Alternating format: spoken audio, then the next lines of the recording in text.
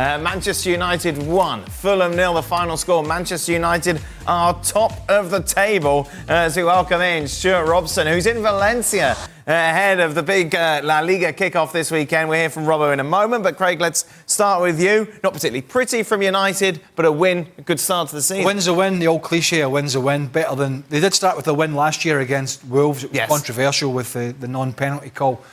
This was better, without being brilliant. But not really expecting it to be honest with you. And look, Leno had to make some saves.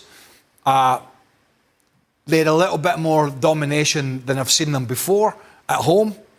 But Fulham have only got themselves to blame. They had 2 times in the second half, they had 3-on-1s. Yes. I mean, the final ball must have been... Marco Silva must have been tearing his hair out. So they didn't take advantage of those lapses from United. Fulham didn't take advantage of that.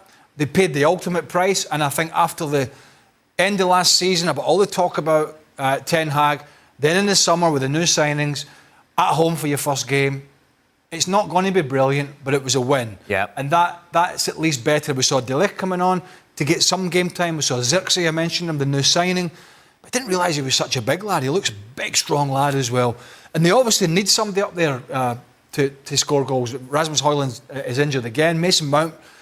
He was switching between Mason Mount and Bruno Fernandes, but all this sort of false nine, none of them at the end of the day are out and out strikers, and at least Zirkzee gave them something a little bit extra when he come on, so you can't have any complaints. No, I suppose you can't, Robbo. If you're Manchester United, 3 points from the opening game, move on.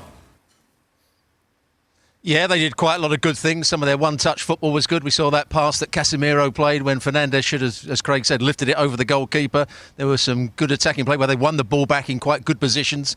So there were certain aspects of the game that I thought looked good, and they tried to pass it forward more than I've seen them pass it forward in previous games. But there was still those problems where they were counter-attacked. There was a couple of counter-attacks very early on in the game when Traore had a couple of runs, and they didn't defend it very well. They were caught open in midfield. I thought Casemiro played well, but again, as Craig said, there was 2 opportunities that Fulham had to take the lead in the second half when they had a 2v1, and they hit Maguire with the ball on the first one, and then they played a bad pass for the second one. So there were moments where I thought Manchester United could have been counter-attacked so easily. So there's things that we saw last year still happen. There's no doubt about that. Some good football, maybe a bit more attacking play, but also they are vulnerable to the counter-attack. And they didn't look very comfortable, I wouldn't say, from set plays. Fulham looked a threat at set plays. I thought United actually, going back a week or so, I thought there was a lot of decent stuff from them in the Community Shield. Yep. After an initial period where there was a lot of domination from City, some of their patterns of play, one-touch movement, particularly the one early on where I think Mason Mount almost got in from a move that had like 7 or 8 passes. There was that quite a lot, the counter-attack. I thought there was enough last week to suggest that it's going to be better for them, which I think it will be. That being said, it was a low bar last year, wasn't it? Mm-hmm. Very low bar. Yep. Apart from the Liverpool games in the City Cup final, it was down here. Just how good it's going to be. And Rasmus Højlund last year up front, it's hard to criticise him because he's a young man, but he's very raw. He'll work his socks off. He'll run around, he'll fight, and he'll scrap, and he'll give you 90 minutes plus injury time every week. But he's raw, and he's picked up quite a few injuries. So they need somebody in that position going forward that's going to get them a quota of goals. Now, whether that is Joshua Zirkzee going for the rest of the season, that remains to be seen. But all I know is when you go into a new club as a player, and it's your first game, and it's at home, you'd want to start, but he comes off the bench, he gets the winning goal. It's perfect for him. Yeah, it's a dream scenario, isn't it, Robbo? Absolutely. The crowd would go home disappointed if it's 0-0. Manchester United have made several chances. Fulham have made several chances as well. It's an even game. Maybe Manchester United just pipped it in terms of possession. But the crowd go home disappointed if it's a 0-0 draw. Now they go away saying, this could be a good season. We've just got a centre-forward who we've bought. He's come on, he's changed the game, he's scored a goal. It's great for him, it's great for the crowd. It's also great for the manager because there was question marks. Why are they going with Fernandes and Mason Mount in those sort of false 9 positions? Why couldn't they start with Zirkzee? Maybe he's not fully fit. But at the end, he'll say, I made the right substitution. I gave him 20 minutes at the end. He proved me right, and he scored the winning goal. And he's the player for the future. So it's a great night for him. It's a great night for Ten Hag, and it's a great night for the Manchester United supporters. It most certainly is. He's welcome in Julien Laurent. Jules, we discussed a lot, didn't we, in pre-season? Where are the goals going to come from Manchester United? Is Zirkzee ready? Well, for 20 minutes, he certainly showed that he is. Yeah, it's a great finish. I mean, he puts his foot there, his left foot. I'm not sure how much he directs the ball. He wants to just makes contact with the Garnacho cross. But we've said it when he signed, he's not an in-and-out striker. He's not the same profile to Højlund or to Haaland. This is not what he does. And you see on the goal, because he drops quite deep to get the ball from Bruno, to give the ball to Casemiro, then to Garnacho, and then he's back in the box.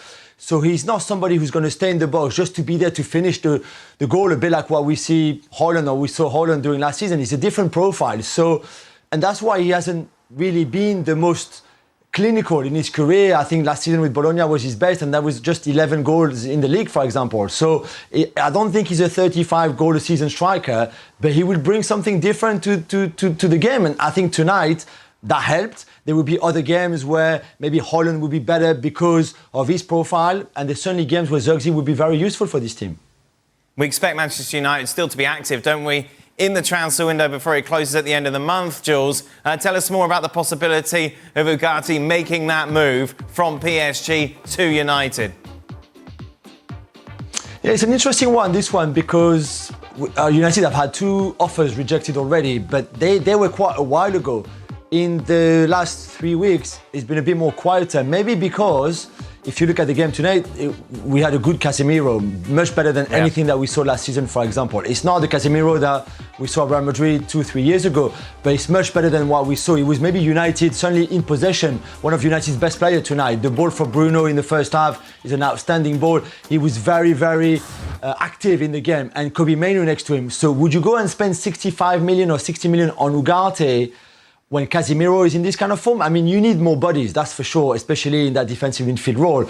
But spend all that money for somebody who might not be a starter in your team, that's what I think, that's where the Ugarte to United possibility is right now. I think they are pondering it, because if Mainoo and Casemiro can offer you a really good season, then the backup doesn't have to be worth 65 million.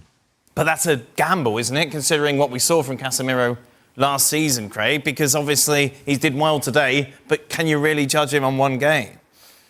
No, because as the season rolls on and they play better teams, and maybe they're getting a bit of a chasing in the middle of the park, which they did quite a lot last year, that's when he really struggled. And you can have a teenager in there all you want, and Kobbie Mainoo to run about after you, but the gaps that will leave is just too big to defend. So I think there is still a huge question there, but that's a lot of money for a player who, you know, we're talking about replacing a guy who's been a legend in the game, but let's be honest about it, the legs have pretty much gone. Now, he might be doing a decent job. He did a decent job in the Community Shield, and another decent job tonight. As I say, it looks as if he's a little trimmer than last year. Maybe there's one last roll of the dice for him, I don't know, but to do it over a full season, I think, in England, with all the cup competitions that's going on, I think that's a bit much. So, you know, they've already spent a lot of money on players that are not regulars or might not be regulars. There's 60 million plus, I think, on Mason Mount. OK, he had injuries, but you can't say if when everybody's fit, Mason Mount's going to be a regular. Anthony was even more, not a regular.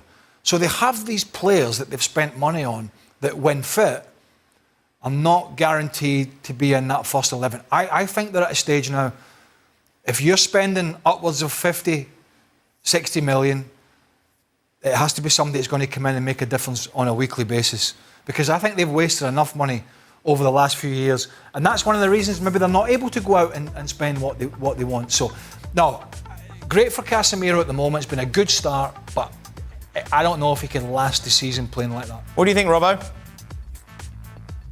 Absolutely, they've got to get somebody else in. You know, Casemiro, I thought was excellent last week. I thought he was outstanding in the second half in the Community Shield. Thought he played well again tonight with his passing. He looked fitter, as Craig said and Julien said. He looks much fitter. He looks sharper. But he's not going to be able to play the whole season, and I don't think Mainoo was going to be able to play the whole season. So you need cover. One of them might get injured. One of them might fall out of form. So you need good cover, and that means another midfield player in, because Mason Mount, I don't think, can come back and play in that position. I'm not sure Bruno Fernandes suits that position either, and McTominay looks as though they're always trying to get rid of McTominay, so they've got to get somebody in. Ugarte might just be that player that plays 70% of the games, and they have a little swap around every so often.